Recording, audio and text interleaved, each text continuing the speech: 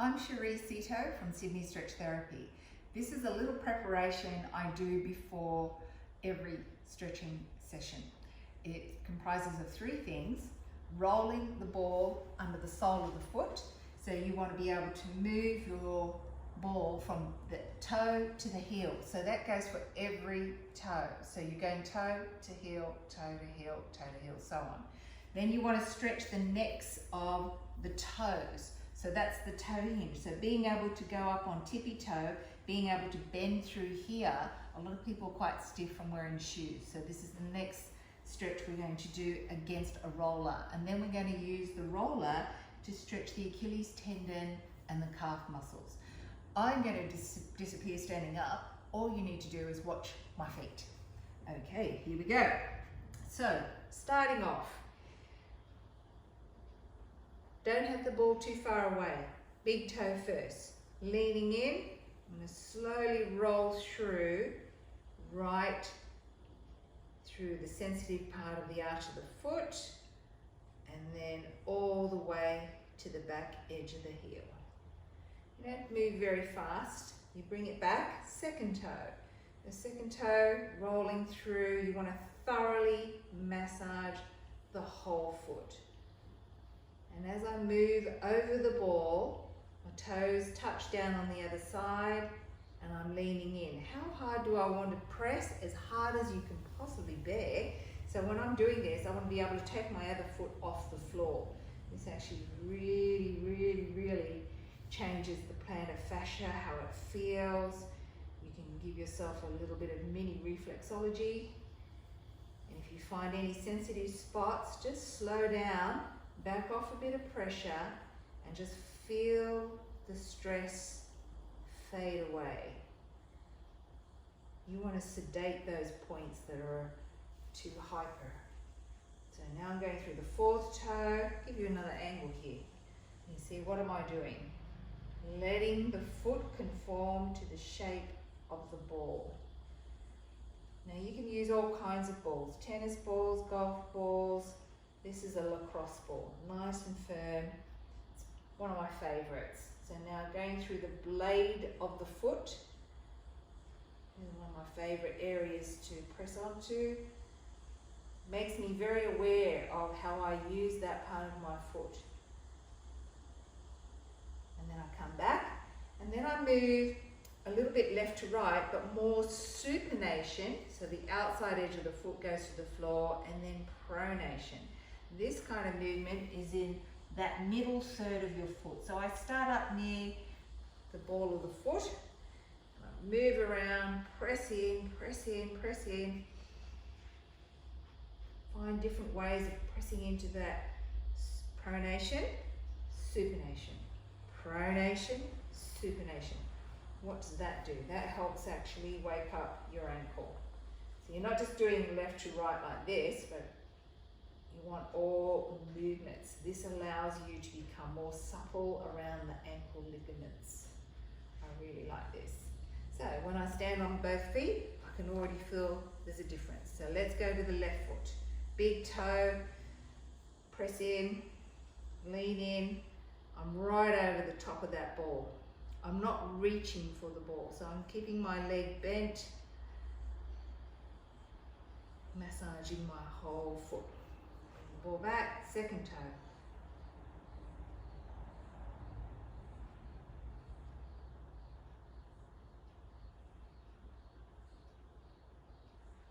I strongly suggest people do this before any of my classes so that their feet are ready for anything that we do in class with the stretching. So this is actually helping me feel lots of nice little structures are unwinding. Let the foot go down. And then little toe to heel.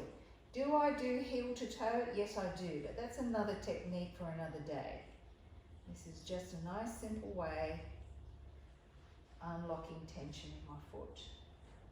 And then I go supination, pronation, supination, pronation.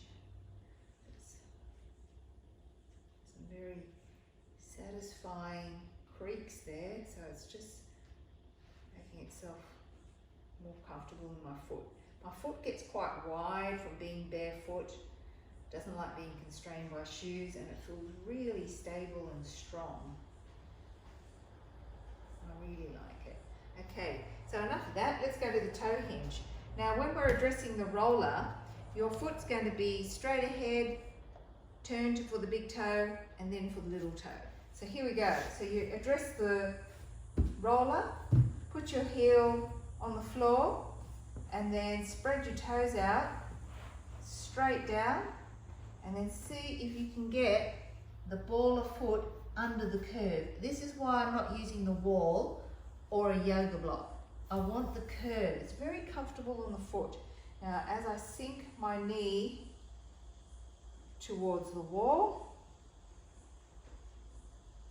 I start doing small circles anti-clockwise for the left foot, and it's going to be clockwise for the right. So notice as I take my leg out, it lifts the arch. This is important. Most people have got very flat feet and very weak arches. This is how I start waking it up. Knee out, knee out. So I bear more weight across the ball of foot towards the little toe, across the blade of the foot, and around the heel. That feels good. I turn my foot. I want to get that little toe that missed out, and on that angle I can get another stretch into the wider part, the lateral side of my foot. Small circles, only a few, big toe,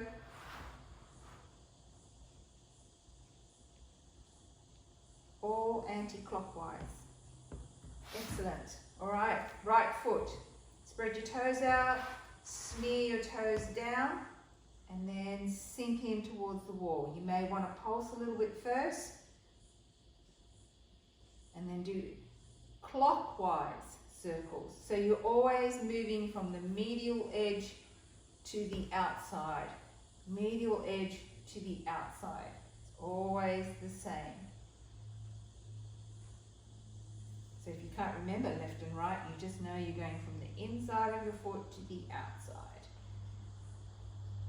You can feel it lifting up the arch. If you were to reverse it, just notice how much pronation you would do. So you know you're going in the wrong direction. Alright, change. Get that little toe trapped. Again, small circles.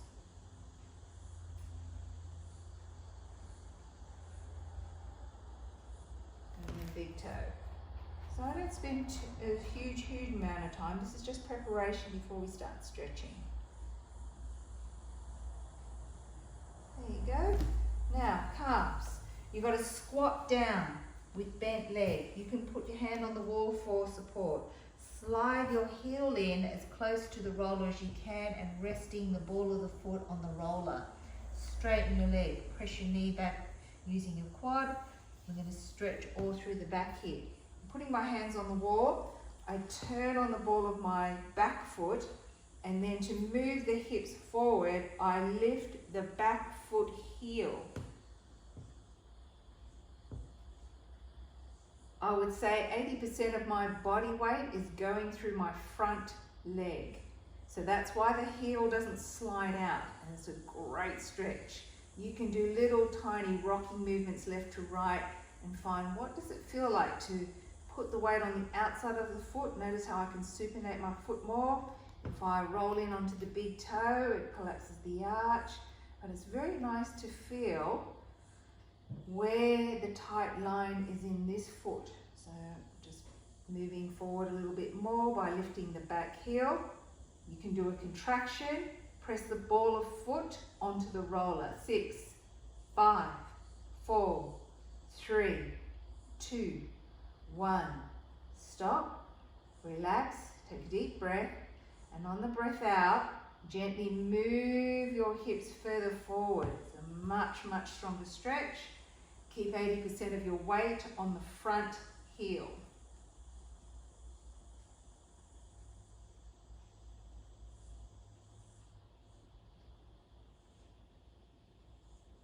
And then slowly step different. Feels great. Okay, this foot. Now, squat down. You can hold on to the wall. Slide your heel in. Let your foot relax. Straighten the whole leg. Twist facing the wall. So your hips are square. Back foot. Gently lift the heel as you stand upright, moving your hips forward.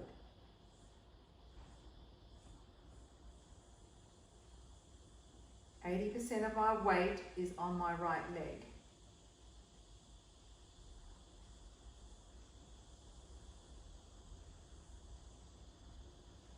Contraction.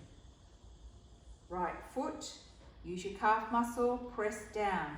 6, 5, 4, 3, 2, 1. Stop. Relax.